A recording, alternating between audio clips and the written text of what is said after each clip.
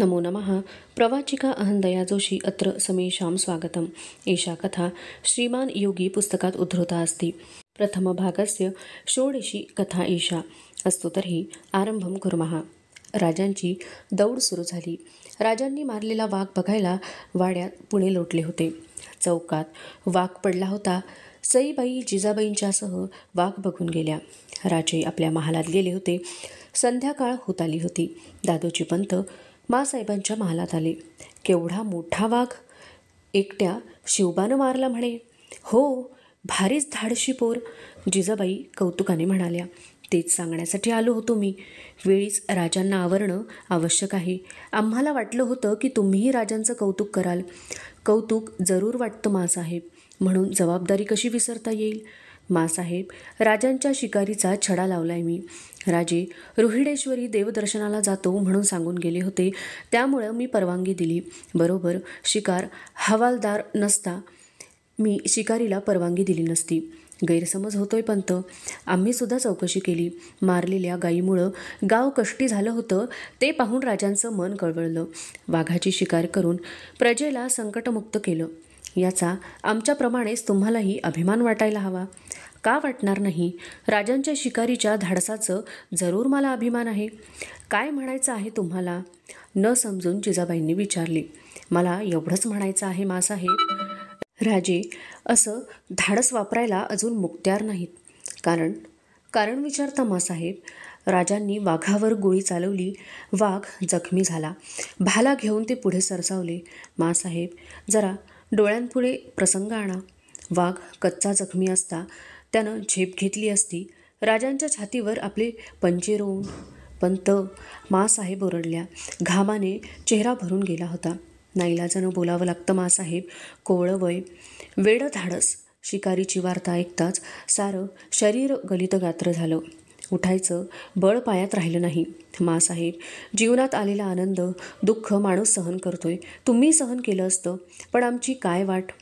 एका राजांच्या जीवावर मासाहेब आज हजारो घास खातायत. लाखांचा पोशिंदा असा वारेमोल सोडून कसा चालेल? दादोजींना बोलवेना. त्यांनी डोळे टिपले. ते म्हणाले, मासाहेब, हे तुम्हीच राजांना सांगू शकाल.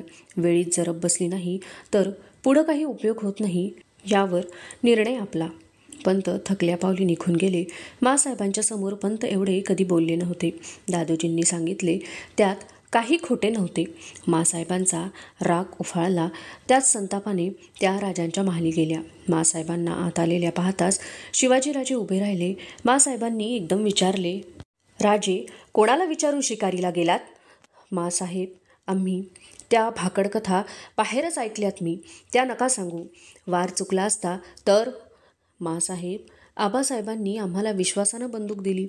आमचं निशाण चुकलं नाही हे तुम्ही जाणता. आम्हाला माहीत आहे. ते पंत सांगणार आणि तुम्ही. शिवबा, मासाहेबांचा आवाज करडा बनला. कुणाबद्दल हे बोलता? क्षमा मागा. राजांनी आवंढा गिळला. ते म्हणाले, पण आमचं. क्षमा मागितल्याखेरीज एक शब्दही बोलू नका. राजांच्या डोळ्यात पाणी तरळले. ते कसेबसे म्हणाले, आम्ही चुकलो, क्षमा करा. दादोजींची जाऊन क्षमा मागा. त्यांना हे वचन द्या. जशी आज्ञा. संतापाने फुललेले, डोळ्यात पाणी घेऊन उभे असलेले ते शिवाजीराजांचे रूप पाहून मासाहेबांचे मन कळवळले. त्यांनी राजांना मिठीत घेतले. पण मिठीतून बाहेर पडून राजे जाऊ लागले. कुठं निघाला? मागे न पाहता राजे म्हणाले, पंतांच्याकडे. पंत आपल्या खोलीत बसले होते. राजांना पाहताच ते म्हणाले, राजे. शिवाजीराजे काही न बोलता वाकले. त्यांनी पंतांचे पाय शिवले. पंत आशीर्वाद पुटपुटत म्हणाले, हे काय? आम्ही पुन्हा असं वागणार नाही. क्षमा करा. क्षमा केव्हाच केली राजे. चूक कोणाच्या हातून होत नाही. एकदा केलेली चूक ध्यानी आली आणि ती परत केली नाही की माणसाला सुधारायला फारसा वेळ लागत नाही. पंतांचे बोलणे संपताच राजे वळले आणि आपल्या महालात गेले. थोपवलेले अश्रू उघळत होते. रात्री दिवे लागले तरी राजे महालीच पडून होते. पावलांचा आवाज येताच त्यांनी डोळे उघडले. सईबाई उभ्या होत्या. काय पाहिजे? जेवायला बोलवले. कुणी? मासाहेबांनी. आम्हाला जेवायचं नाही म्हणून सांगा. असं काय? सांगितलं ना, मग जा. गाल फुगवून सईबाई म्हणाल्या, मग आम्हीही जेवणार नाही. नका जेवू. तुम्ही जेवला नाही म्हणून जग उपाशी मरायचं नाही. जा. सईबाई धावत महालाबाहेर गेल्या. रात्र झाली, वाढली, पण राजांना परत बोलवायला कोणीच आलं नाही. सकाळी राजांचे स्नान झाले, देवदर्शन झाले, महालीच दूध पिणे झाले. हे सारे मासाहेबांना चुकवीत झाले. पलंगावर वाघाचे छावे झोपले होते. सईबाई त्यांच्याकडे पाहत होती. बाहेर पावले वाजली म्हणून राजांनी पाहिले. दारातून मासाहेब आत येत होत्या. मासाहेबांना पाहताच राजे पाठ फिरवून उभे राहिले. सईबाई बच्चे न दिसतील अशी खबरदारी घेऊन पलंगाशेजारी उभ्या राहिल्या. राजांच्या कानांवर शब्द आले. राजे, आईला पाहून केव्हापासून पाठ फिरवू लागलात? आम्हाला पाहून एवढे कष्ट होत असतील तर आम्ही जातो. आपल्याला आजही भूक नसेल तर तसं कळवा. आमचं जेवण आजही बंद ठेवू. तेच विचारायला आम्ही आलो होतो. मासाहेब जेवल्या नाहीत. त्यांना उपास घडला. राजांना असह्य झाले. ते वळले. आईला पाहताच त्यांचे डोळे भरून आले. एकदम ते मासाहेबांच्या मिठीत धावले. मासाहेब म्हणाल्या, राजे, पुसा ते डोळे. राजांनी डोळे ओले करायचे नसतात. बायकासमोर तर मुळीच नाही.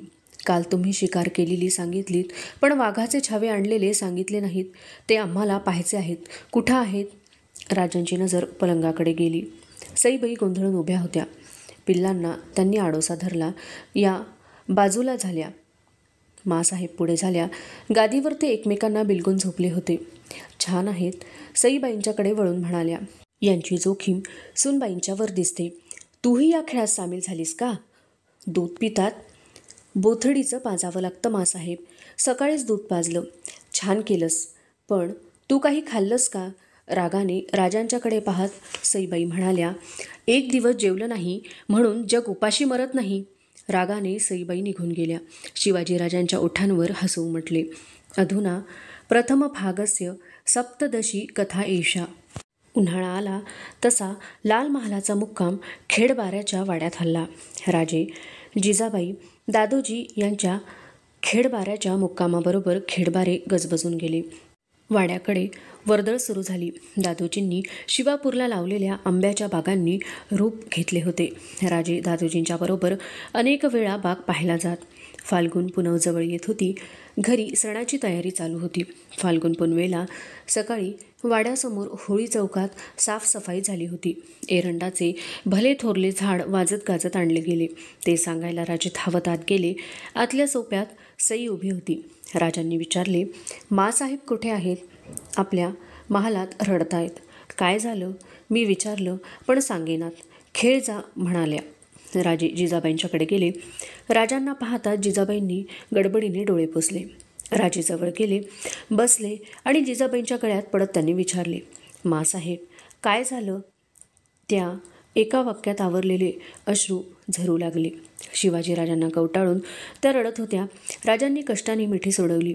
मासाहेबांचे अश्रुपुशीत ते म्हणाले, मासाहेब आमची शपथ आहे.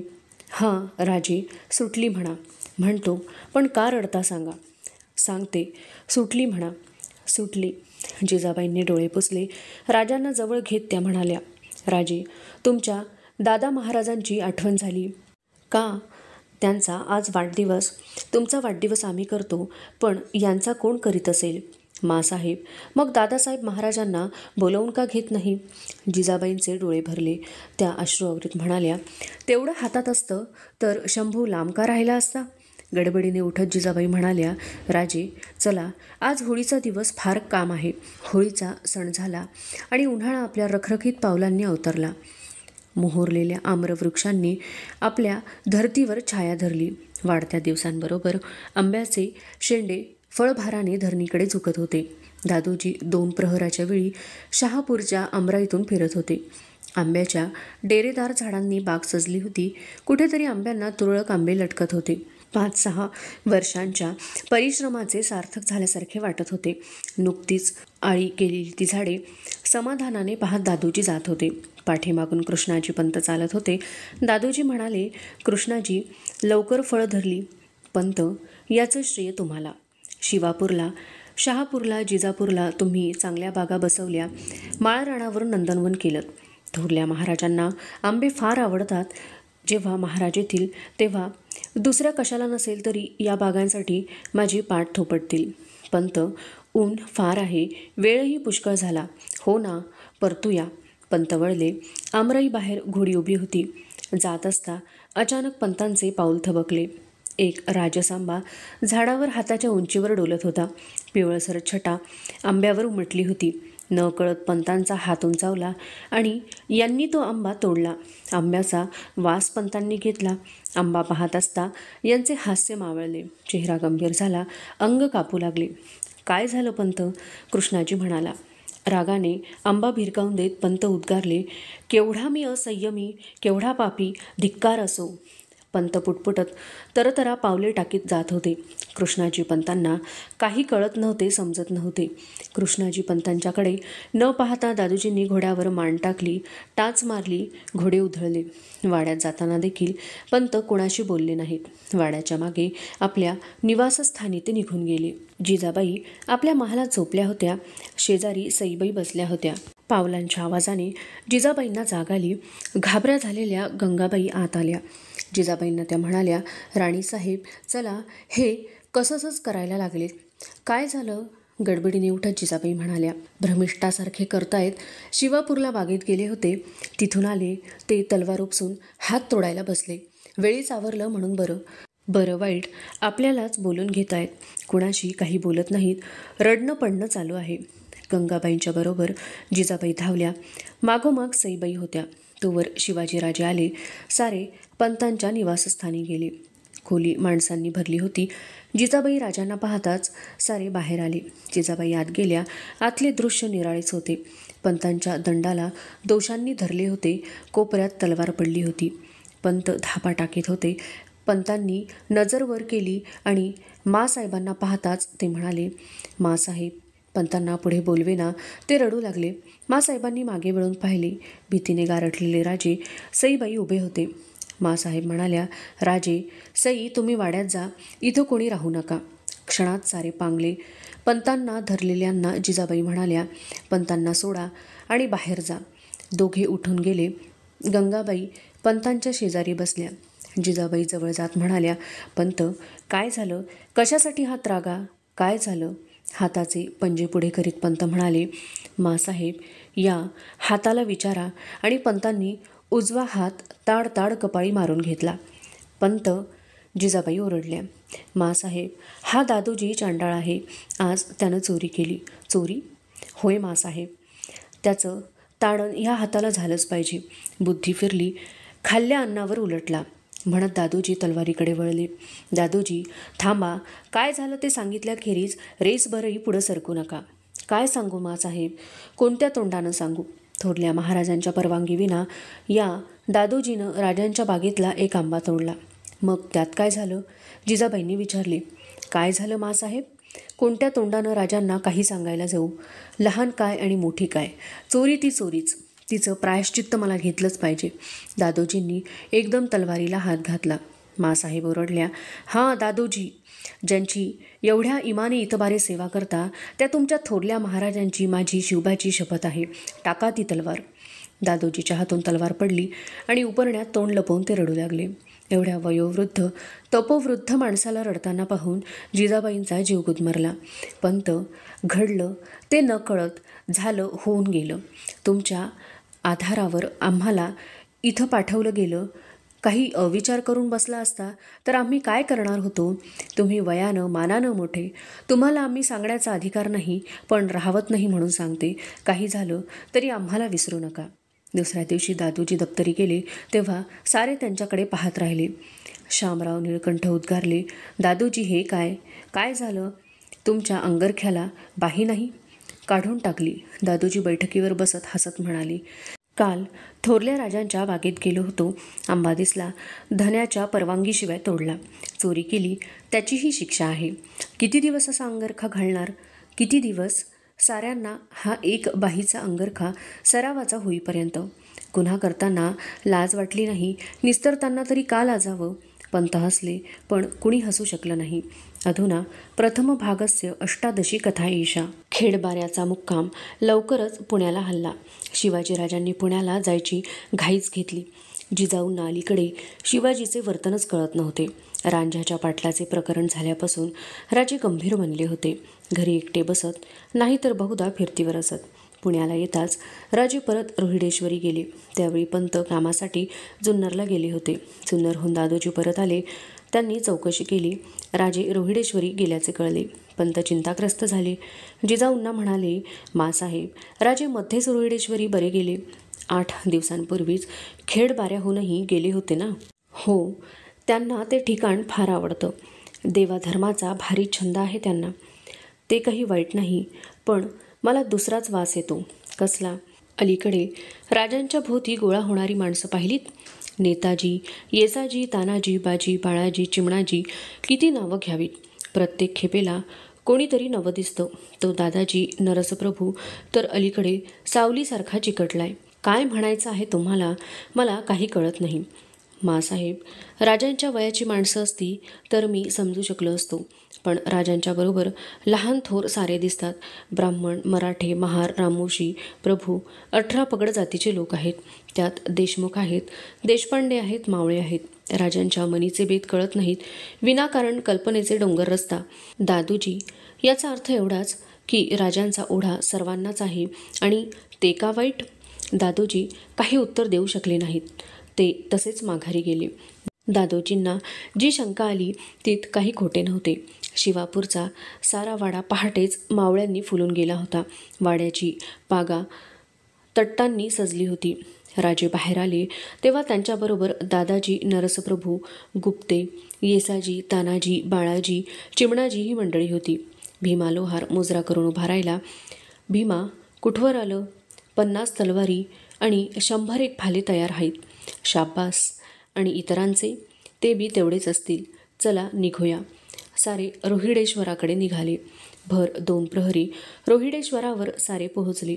शिवाजीराजांच्या चेहऱ्यावर एक निराळेच तेज दिसत होते. झऱ्यावर हातपाय धुवून ते रोहिडेश्वराच्या मंदिरात आले. दादाजी नरसप्रभूंनी व पुजाऱ्याने पूजा केली. बेत आच्छादिलेल्या त्या शिवलिंगापुढे राजांनी साष्टांग दंडवत घातला.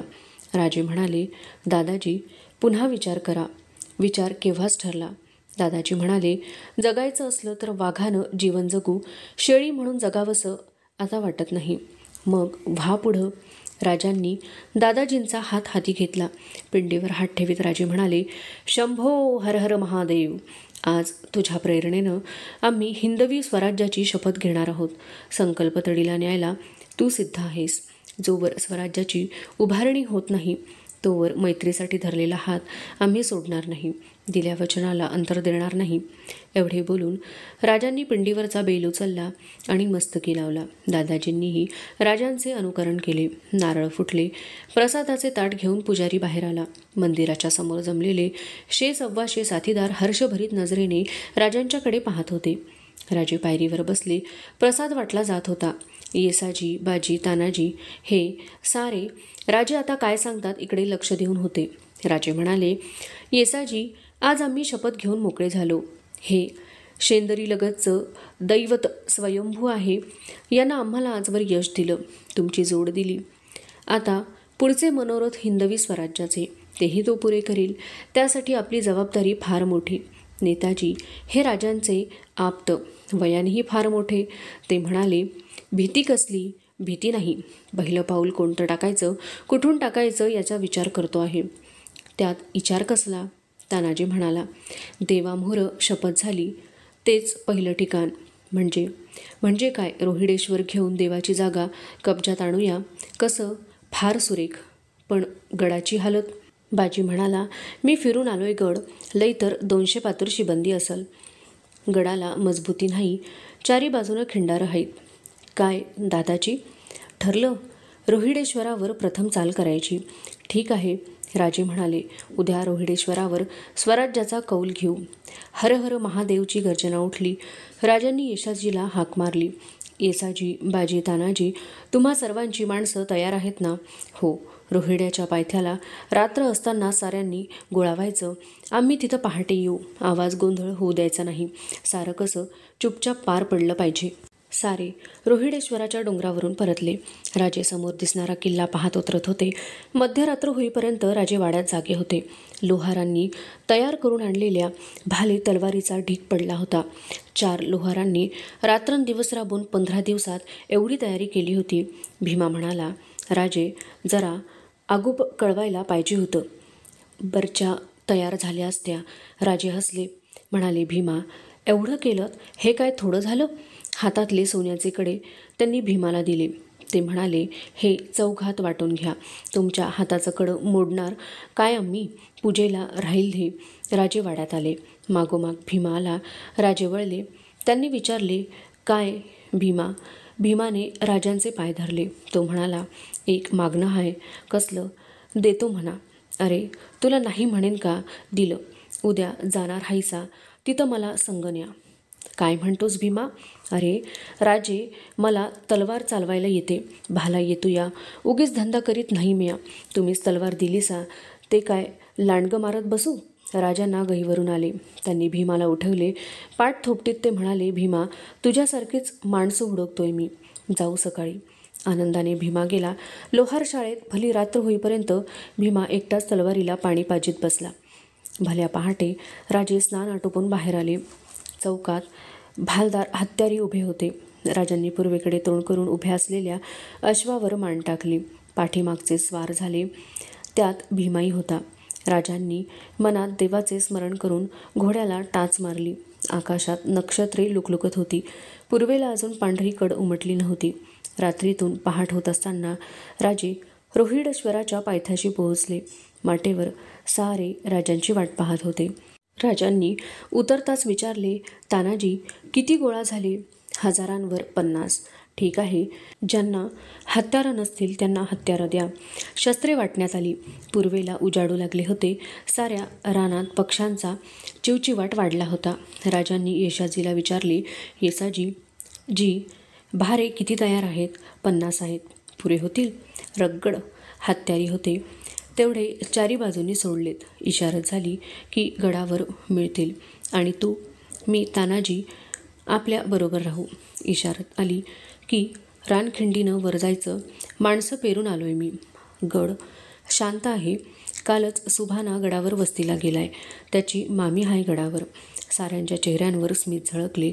राजे दादाजींना म्हणाले, दादाजी, तुम्ही इथंच राहा. गड फत्ते झाला की वर या. ते नाही जमायचं. उमदे दादाजी म्हणाले, रोहिडेश्वरावर अशी शपथ झाली नव्हती. गडावर तुम्ही आणि गडाखाली मी. आज प्रभूला शोभलात खरे. तुमच्या खेरीज असलं प्रभुत्व कोण गाजवणार? राजांनी दादाजींचे कौतुक केले. पहाटेचा दरवाजा उघडल्याचा चौघडा वातावरणात घुमला. राजे स्वस्थ होते. एक भारेकरी उठला.